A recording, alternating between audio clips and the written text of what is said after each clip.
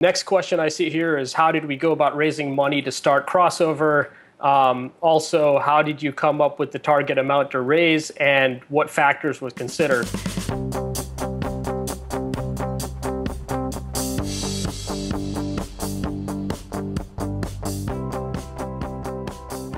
So raising money obviously is probably the number one question that almost every entrepreneur has, at least a first-time entrepreneur. Those of you who've done it before and are doing it again, you'll find that a lot of the guys that backed you the last time are probably willing to back you again.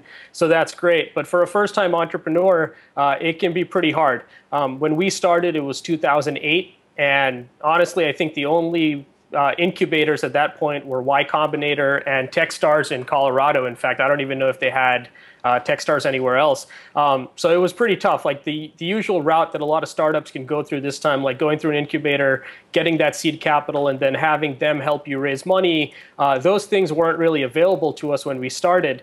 And so the first piece of seed capital that we raised was raised through a friend at Penn. I essentially talked to one of my friends, and he loved basketball, and he was willing to lend us some money to get started. So that's how we raised our first $50,000. From there, I'd say we got really lucky. There were a lot of introductions made. An intern introduced us to someone overseas that wanted to help fund us. And from there, we met angel investors, and things started to pick up. By 2010, 2011, the whole startup landscape was changing a lot on the East Coast. So we were able to meet a lot of investors. And the good news with a sports startup is that there's a lot of people that are passionate about sports. There's a lot of guys that find it to be a sexy business. They want to be involved. And so we've actually raised close to $10 million in angel money, which is almost unheard of.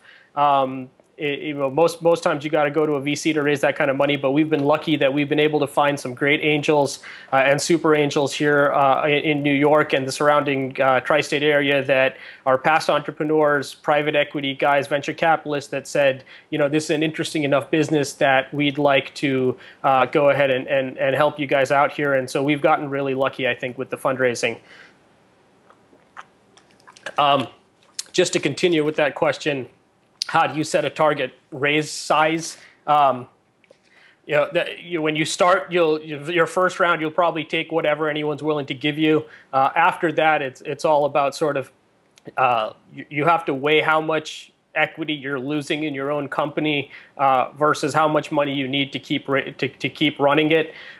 So for us, we've probably done 2 to 3 rounds of funding. So we didn't take all of it at one shot. We've done it over several rounds, which has kept dilution to the minimum. But of course, you still get diluted, and that's really what it's about: is how much can you control that dilution to make sure that when you finally exit, as a founder, you still have enough equity left that this was worth your while.